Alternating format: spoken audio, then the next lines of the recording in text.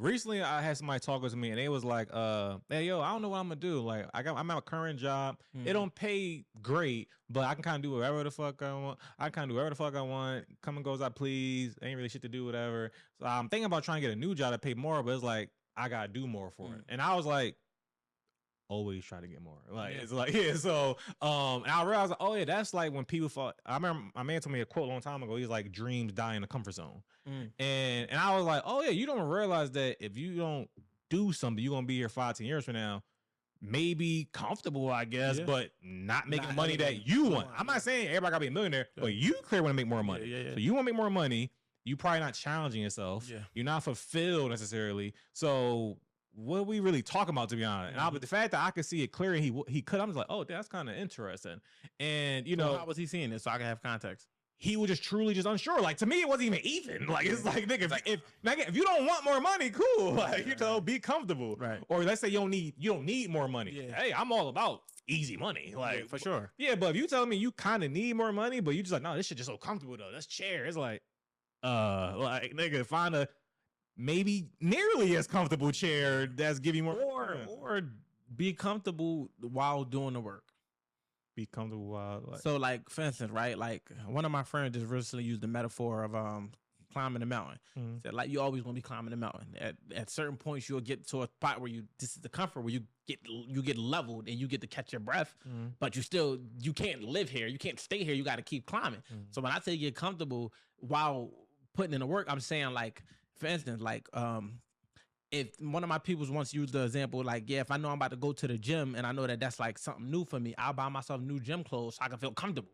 If I know I'm about to be staying down for the next 6 months and I'm gonna be in a crib and not going out a lot, I'm gonna buy myself a new TV and a game so I can be comfortable while I'm doing it. But whatever it is, it's still in alignment with the plan versus a motherfucker just like, all right, you know what? I'm gonna just keep the same TV I got, keep the same clothes, and on a crate. I'm gonna just stay here. Yeah, it's like, no, like I'm going to do things that's uncomfortable, but I'm gonna make myself as comfortable as I could possibly be while doing it. Like if I gotta lift weights, I'm gonna buy gloves because that's gonna take off the friction and the resistance from my hands.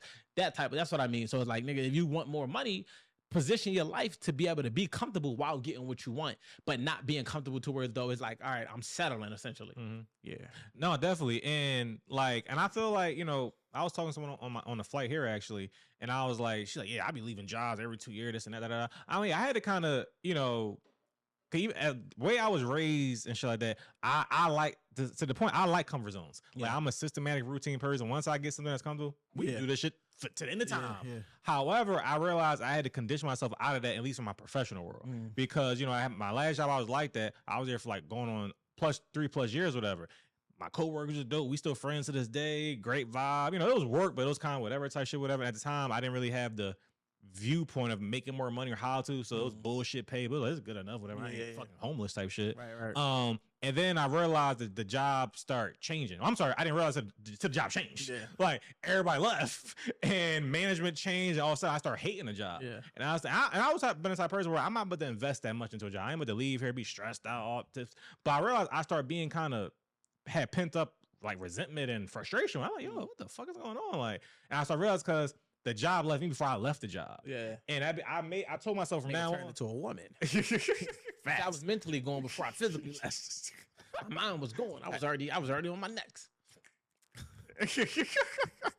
but yeah, so I always tell myself, no matter how good or great a job is, that shit probably not the lifelong goal, whatever, because something's going to happen where it ain't going to be the shoe going to drop. Yeah, the other shoe going to drop. Unless that's your shit, your company, your people, whatever, whatever it is, something's going to be out of your control. They're going to be like, no, that shoe don't really fit that good no more, type shit. And then you need to have the flexibility and awareness, like, you know what? My time here is done. And that's okay. And I had to grow out of it where I was like, no, I'm comfortable here. And Can't stand 12th grade forever, Q. Yeah. Eventually, you got to go to college.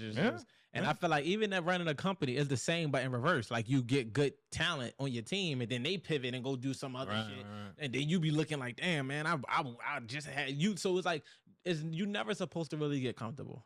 It go all the way back to when you get comfortable and shit start to settle. It's going to shake up, you know what I'm saying? So whatever the case may be, like being comfortable during your seasons of elevation, during your seasons of putting in the work, and you gotta accept that part. But just thinking that you're gonna find a comfort spot and just like, all right, I'm gonna just stay right here. It's just like, nah, because then when the box gets shook, now you're sitting there like, oh, what do I do? What do I do? No, don't search for comfort. Search for fulfillment. What's the? I'm gonna respond to that point. But what would you say is the distinction between like coasting and comfort? I think coasting is you are still going towards a higher level. Like, whereas though, even if like you're going in a direction where though comfort is like more, to me, it's more of a stagnant feeling. It's like, all right, cool. Because like I said, there's a difference between being comfortable and content. Content means I'm happy with what I have, but that don't mean I don't want more. Comfortable means like I'm literally just here. It's like, this is comfortable. I don't want to do anything. Comfortable don't want challenges. Coasting still has turbulence. You still gonna experience turbulence, and while you coasting, you just found a speed that works for you. And you can get out of the cruise control if need be. Like, you just found a speed that works for you.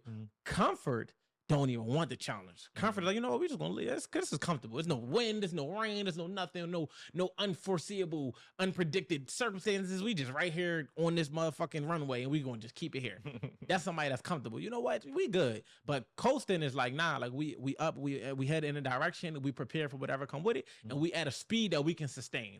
I'm at a pace that I can sustain. I'm coasting. Even if it's temporary. Even if it's, because that's what coasting is. Coasting, you can't be up in the sky flying forever. Eventually, you're going to have to find a good place to land. So coasting is just being comfortable throughout that process. Whereas though comfortable probably never got going. Right. Yeah. So the latest book I'm going through is called Outliers. And they spoke about that. I love this book. This is fifth time mentioning it. Not here. I felt like you mentioned it. No, maybe just in our 5 conversations. But they mentioned what is fulfilling work, and it talks about, it was a few elements I remember, but I remember part of it was like the idea of like risk to reward. I'm not risk to reward, work to reward. Like what I'm doing is leading to this. They mentioned it had to be challenging and something else, but it made me think about, like, because I feel like when people talk about what is fulfillment, it seems like always sometimes tends to be like vague, or I have to stumble upon, this is fulfilling. But no, you can actually find work in an intentional way. And like, no, this is fulfilling. 100%. And I can stay on this course and maybe find more that I don't know that's along this path, whatever. But it's certain things in your life or that you've been through. Like, no, that was fulfilling. I need to do more of that. So you're pointing about the relationship where it's like, no, I see this works. This doesn't work. Do more of this shit, and more of this can lead to shit you don't know about. Because it's like you ain't never going, like, fulfillment is temporary. It's satisfying. Like, it's not, fulfillment don't mean you're full and filled. It just means that in this moment, I'm satisfied. You go get you some food, it's satisfying. 3 hours later, you're gonna be hungry again. And people confuse that. You don't eat one time and you just not hungry ever again. Like, I don't know no species that's able to do that, right? Unless you got the stomach the size of an ant. And even they be scrambling and scrambling. So I don't even think that applies.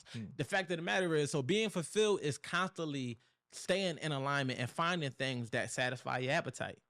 What tends to happen is people prefer to have the candy over the apples, even though that the apples is better for you. And that's why they go for the instant gratification fulfillments, the things, the vices, the drinking, the smoking, the fucking, the clubbing, all of the things that make you feel fulfilled temporarily versus doing the things that might take a little bit more longer, but it'll last way longer. You know what I'm saying? That's kind of like the different degrees to being fulfilled. But the fact of the matter is, fulfillment is a temporary feeling. It's just about finding ways to create that daily. Like, how can I wake up today and feel fulfilled? And then tomorrow and feel fulfilled. But you're not just gonna wake up on Monday and still feel the same excitement, the same pleasure, the same joy from Sunday. It's gonna be joy, it's gonna be excitement, it's gonna be pleasure, but it ain't a long standing 168 hours. It's just like from Monday to Sunday, this is exactly how I felt. Or maybe it is, but it's okay if it doesn't.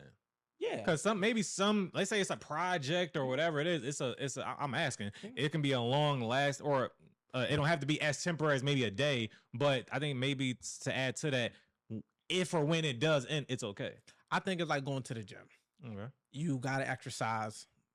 Even though your muscles feel good, you get that little, the next day you got to do it again. And next day you got to do it again. So ultimately, when you look at your week and you zoom out, the week was fulfilling. But it was each individual day of putting in the work that made it fulfilling. I don't think Monday's gym session lasts till Sunday. How about Thursday? I don't think it lasts till Thursday. Okay. I think that you could take a day off, relax your muscles, and maybe you can have that high, that adrenaline, that carry over. But by the day after that, you're coming back down, and you're going to need to do